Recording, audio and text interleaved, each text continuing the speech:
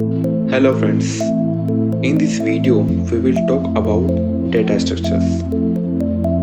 A data structure is basically a group of data elements that are put together under one name and which defines a particular way of storing and organizing data in a computer so that it can be used efficiently.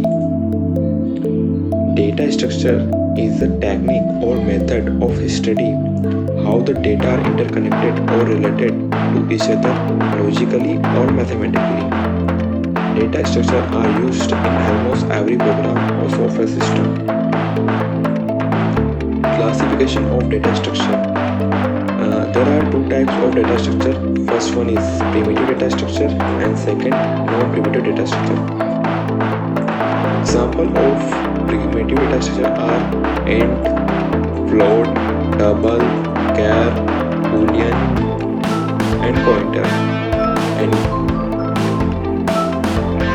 two types of non-primitive data structure. First one is linear data structures and non-linear.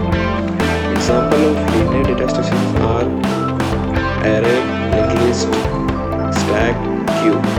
And example of non-linear data structures are trees and graphs. Application of data structure. Conversion English to Postgre expression. Undo operation is also carried out through stacks. Syntaxes language are passed using stack.